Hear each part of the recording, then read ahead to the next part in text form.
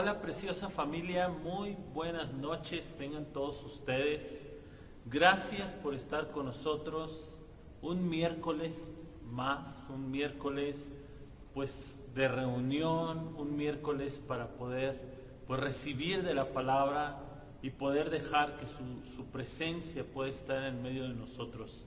Es un honor el poder estar con ustedes esta noche y poder disfrutar también de este rico tiempo y de esta rica palabra que vamos a hablar el día de hoy. Bueno, pues hemos estado escuchando muchos mensajes muy padres de los niños, de la escuela, de todas las cosas, de cómo poder orar, de cómo enfrentar las situaciones difíciles. Y hay una parte que me gusta mucho que he escuchado en alguno de los mensajes que dice que Dios nos mantiene de triunfo en triunfo y de victoria en victoria. ¿Cómo es eso? Bueno, pues nosotros necesitamos poco a poco ir arrebatando nuestra bendición, ¿verdad? Arrebatando nuestra vida en Cristo, que es una vida en victoria, y es la única forma.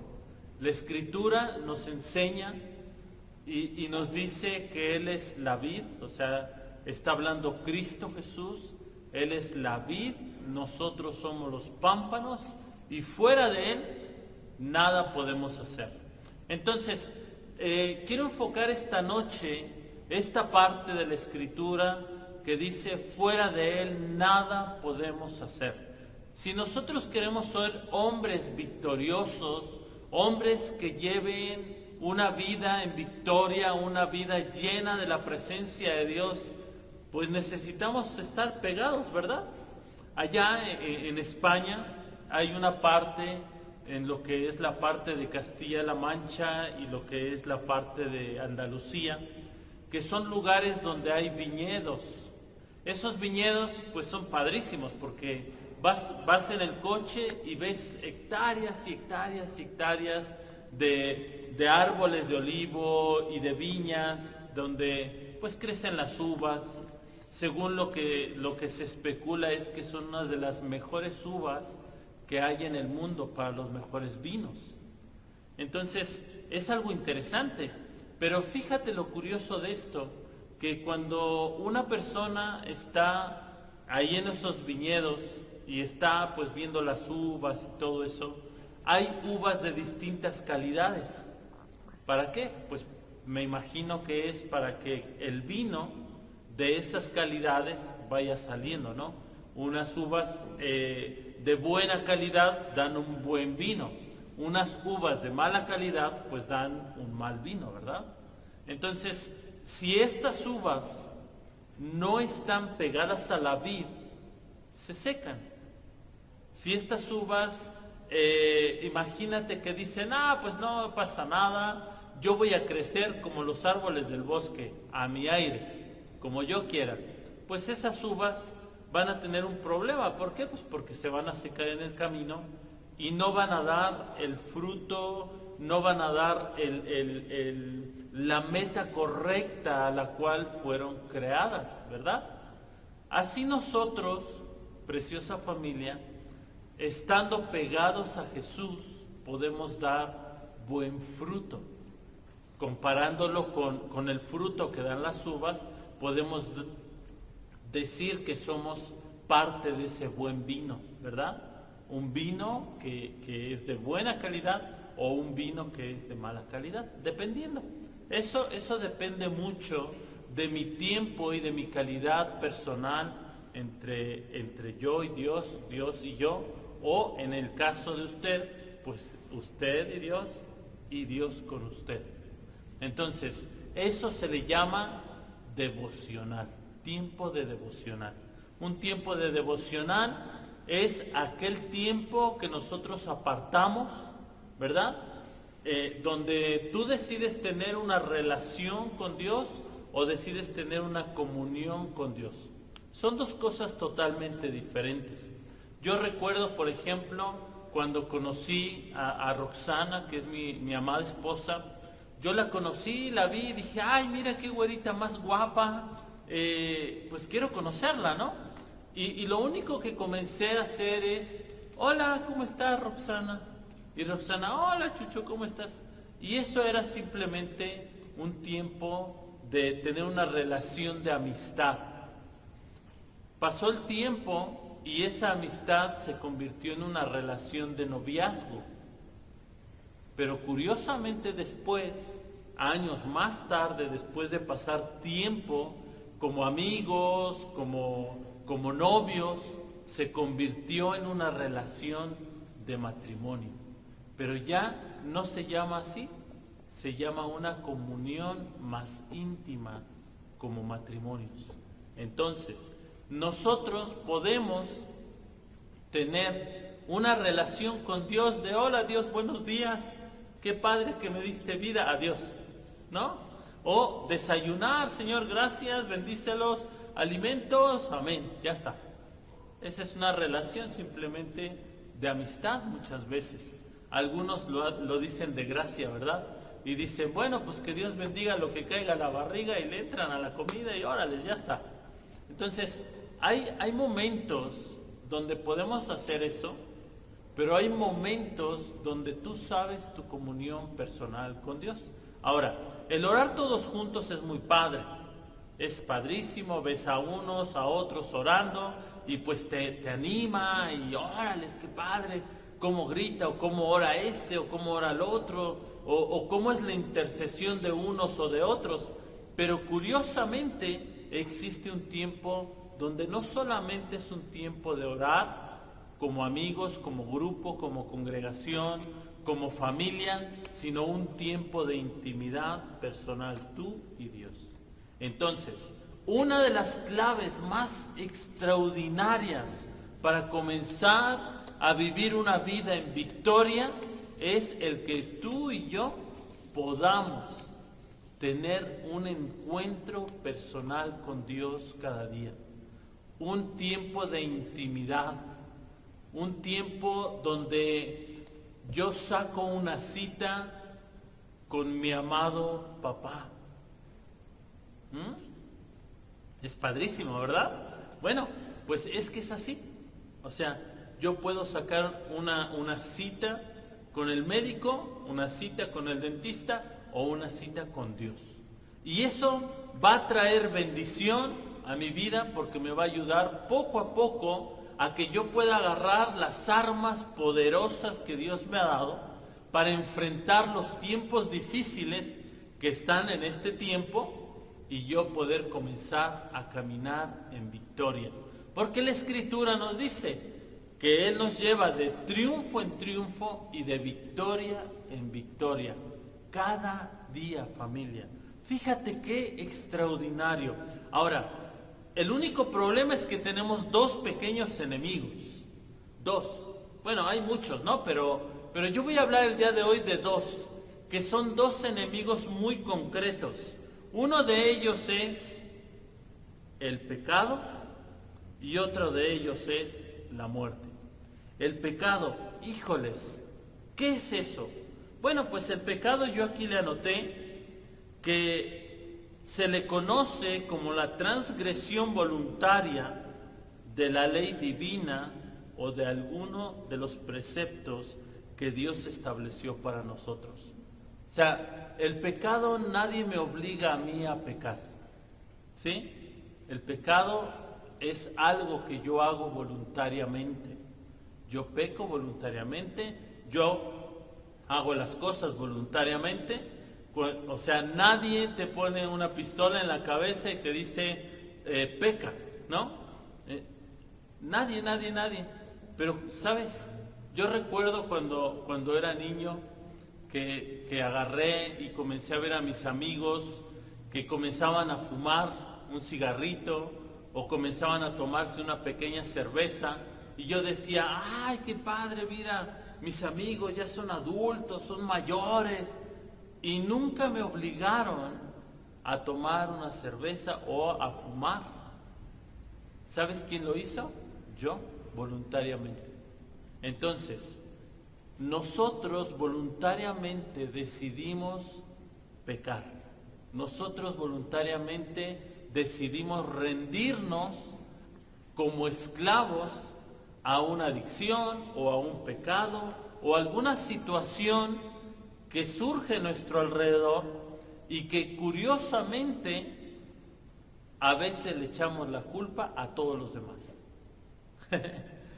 Por ejemplo, cuando tú lees Génesis 2 y Génesis 3, hay un momento donde entra el pecado, de acuerdo a la Escritura, entra el pecado por causa de la desobediencia, ¿verdad? Pero antes de eso hay una incredulidad de parte de Eva, de parte de lo que ella decidió creer, y ella decide desobedecer después de haber no creído lo que Dios ya había establecido para ella. Y curiosamente, desde ese momento no podemos vivir en victoria porque hay una cosa muy fuerte que nos ata y se llama pecado. Ahora, la paga del pecado, la Escritura dice que es muerte, ¿verdad? Entonces, ¿qué es una paga? Bueno, pues una paga es cuando usted y yo trabajamos una semana o 15 días o un mes y decimos, ok, ya sudé, ya me esforcé, ya me ensucié las manos, o para los que trabajan, por ejemplo, como mecánicos, o los que trabajan así de viene, ¿no? Ahí en los centros comerciales, de repente viene señor y pásele, y te echan el aguas para que no te choques con otro coche y ahí tú le das una monedita, ¿no? Entonces, la paga es que alguien se esfuerza, le echa todas las ganas posibles, suda para poder ganarse un salario, para poder ganarse un sueldo. Entonces, cuando llega la semana, o cuando llega la quincena, o cuando llega el fin de mes, nosotros llegamos y decimos, ok, es día de recibir mi paga, ¿verdad? Y entonces la persona llega y recibe su paga y dice, qué bien, aquí tengo mi lana. Bueno, pues la Escritura nos enseña que la paga del pecado es muerte. Entonces, hemos sudado, nos hemos esforzado, ¿para qué? Para que ahora esa paga esté evidente en nuestras vidas por causa del pecado. Pero dice, continúa el versículo y dice, mas la dádiva de Dios es vida eterna en Cristo Jesús. Entonces, fíjate lo interesante, para que yo pueda vivir una vida en victoria, tengo dos enemigos que vencer. Uno de ellos es el pecado, que como consecuencia trae la muerte. Si yo decido, Chucho, decido no pecar, entonces no va a venir una consecuencia.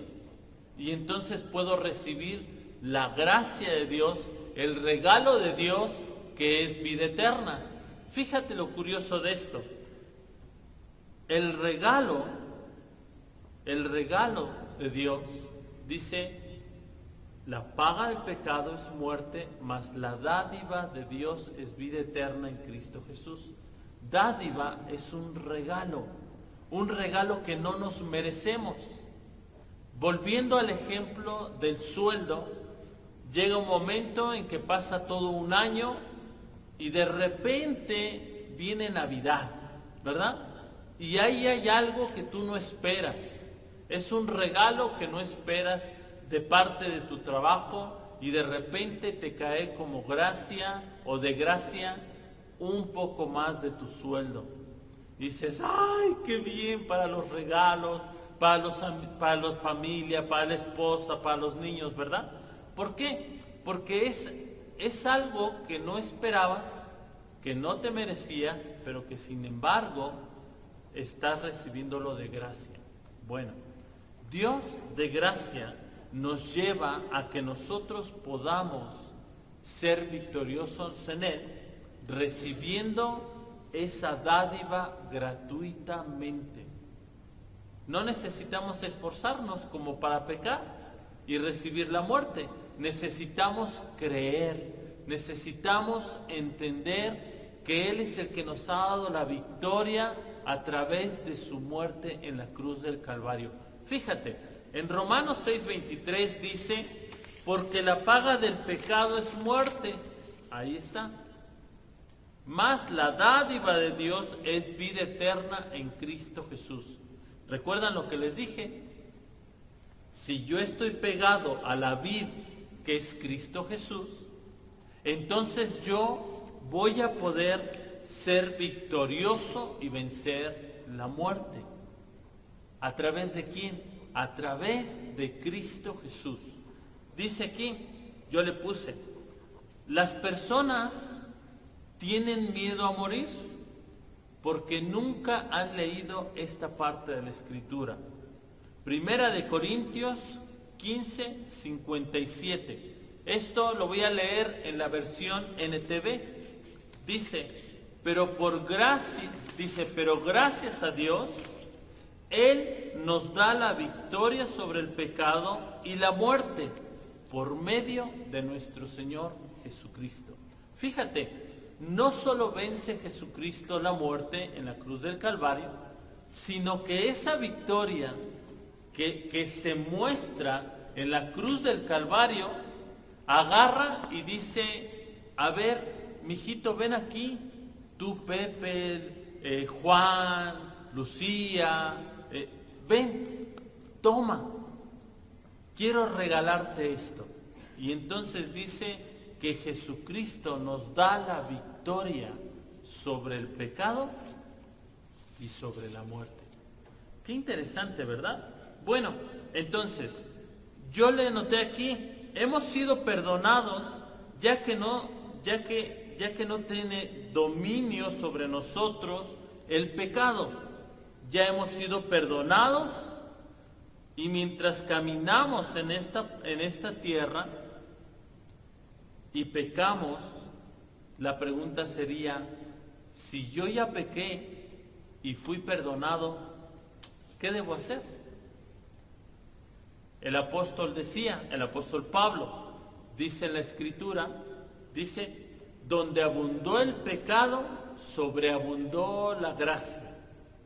Y entonces el apóstol Pablo pregunta y dice, entonces, ¿seguiremos pecando para que la gracia sobreabunde más? Y él dice, de ninguna manera. Y más adelante nos enseña y nos dice, porque todo lo puedo hacer, mas no todo me conviene. Y entonces ahí entra una libre decisión que Dios nos ha dado a ti y a mí de decidir qué es lo que vamos a hacer. Y entonces dice, todo lo puedo hacer, mas no todo me conviene. Todo lo puedo hacer, mas yo no me dejaré dominar de ninguna de estas cosas. Entonces, ¿recuerdan lo que les dije al inicio? Casi, el pecado, nadie te obliga a pecar. Nosotros pecamos porque nosotros queremos.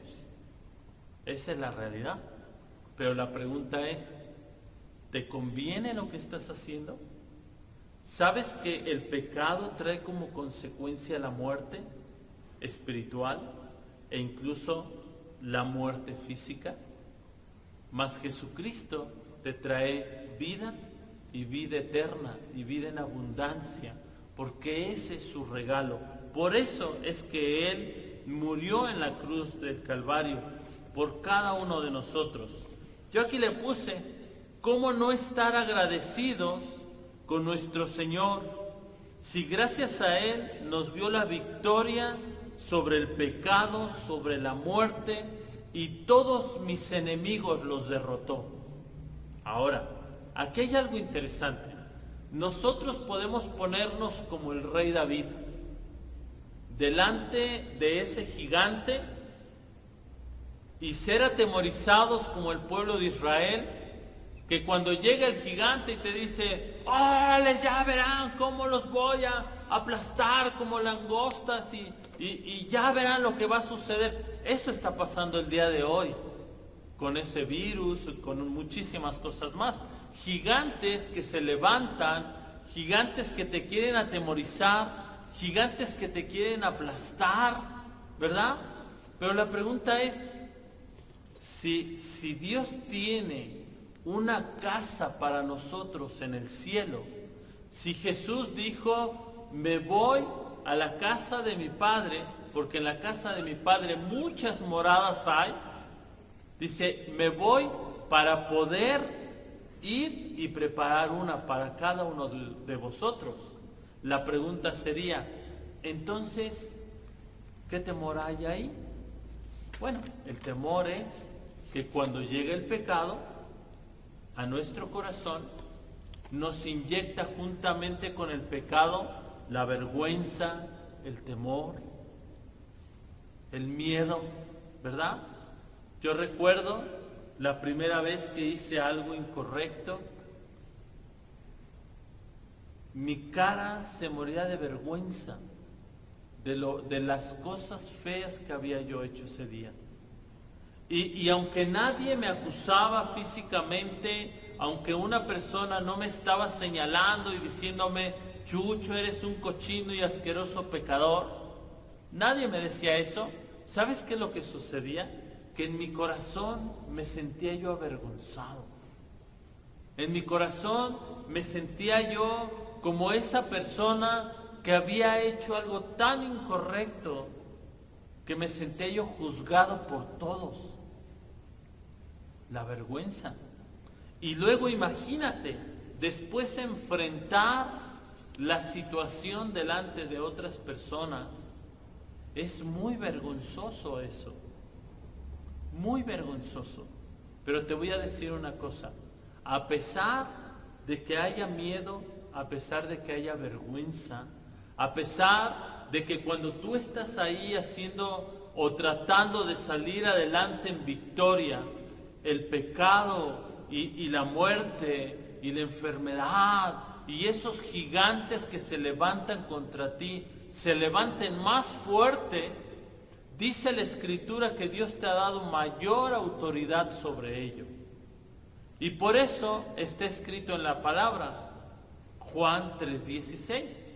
Dice, porque de tal manera amó Dios al mundo que envió a su Hijo unigénito, para que todo aquel que en Él crea no se pierda, mas tenga vida y vida eterna.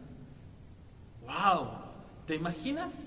Y después dice, porque Dios no envió a su Hijo al mundo para condenar al mundo, sino para que sea salvo por medio de Él.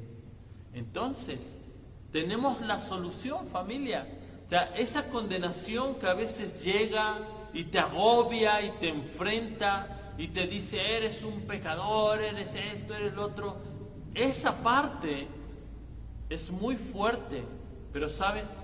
Dice la Escritura que si el Hijo, ¿quién Hijo? El Hijo de Dios. Si el Hijo de Dios os libertare, seréis verdaderamente libres. Seréis verdaderamente libres. ¿Libres de qué?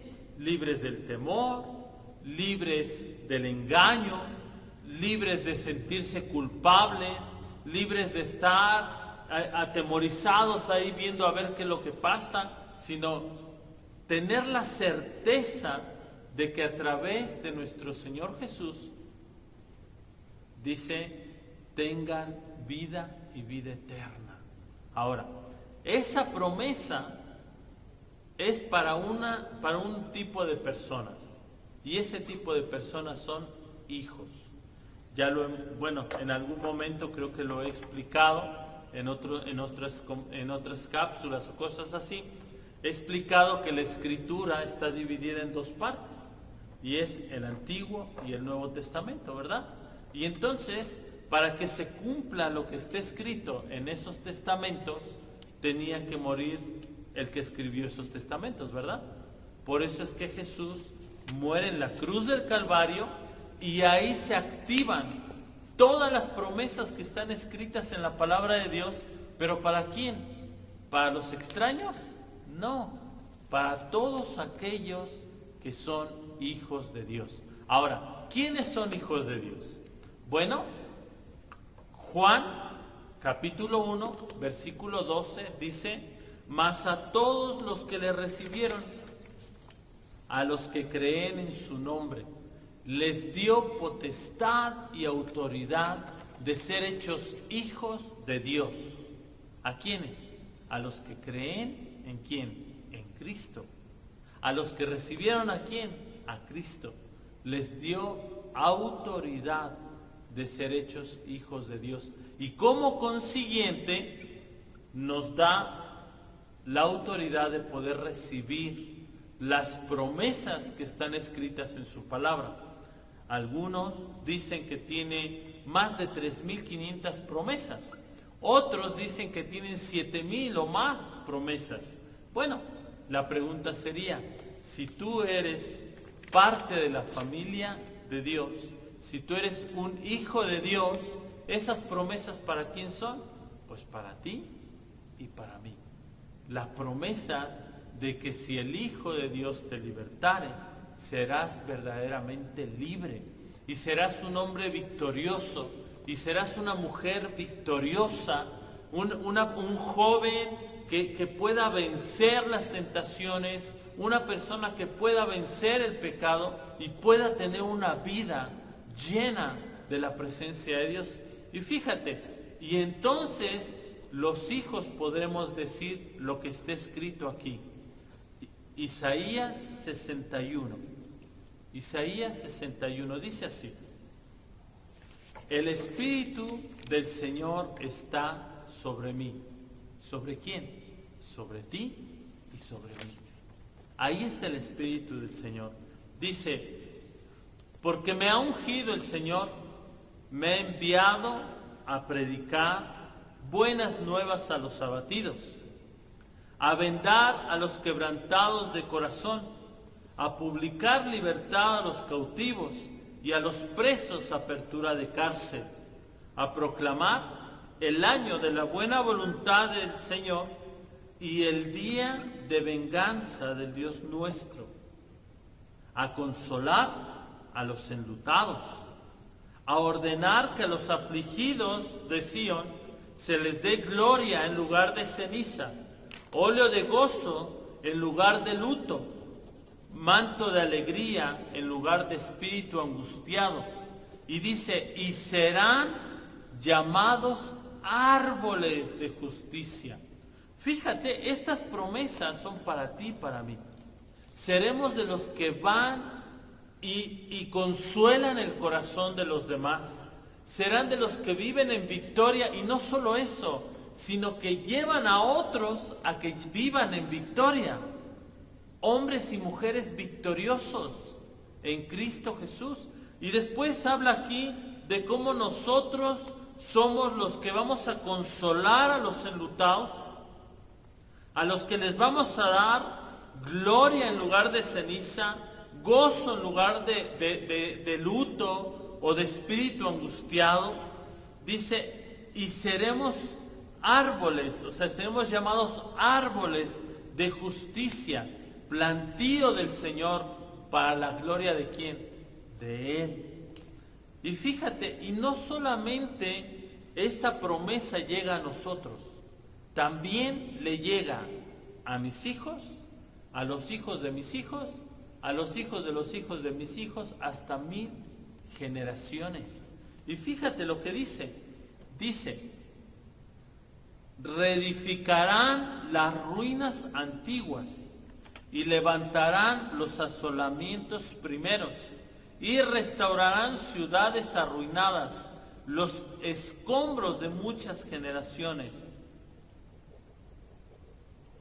Y en el versículo 6 dice: y vosotros seréis llamados sacerdotes del Señor, ministros de Dios seréis llamados, comeréis de las riquezas de las naciones y con su gloria seréis sublimes.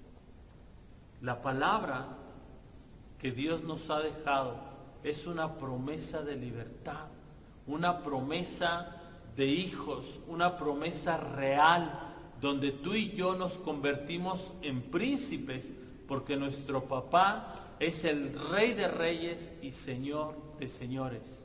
Pero te voy a decir una cosa, las promesas que están escritas en la palabra, ¿sabes qué? Son para los hijos y no para los extraños. Entonces, esta noche quiero hacerte una invitación. A ti que nunca has invitado a Cristo a tu corazón. A ti que Jesús está a la puerta de tu corazón cada mañana, o cada que escuchas una cápsula, o cada que alguien te habla de Dios, está tocando la puerta de tu corazón y está llamando. Y dice que Él está ahí y que si le abres la puerta de tu corazón, Él entrará y cenará contigo. Y esta oración que vamos a hacer es para ti que necesitas invitar a Cristo a tu corazón y poder nacer de nuevo como un hijo de Dios, porque esas promesas son también para ti. Así es que ahí donde estás, te voy a pedir un favor muy grande. Cierra tus ojos y ora conmigo esta oración de todo corazón, con todas tus fuerzas, con todo tu ánimo, y verás que Dios derramará esas bendiciones sobre ti, las bendiciones de hijo. Repite conmigo: Señor Jesús, esta noche yo, y di tu nombre, Chucho, quiero pedirte perdón de todos mis pecados. Quiero abrirte las puertas de mi corazón, porque no quiero que se enseñoree más el pecado de mi vida. Yo quiero la vida eterna que tú me has prometido en tu palabra. Y el día de hoy te recibo como mi único y suficiente Señor y Salvador de mi vida. Por favor, amado Jesús, entra en mi corazón.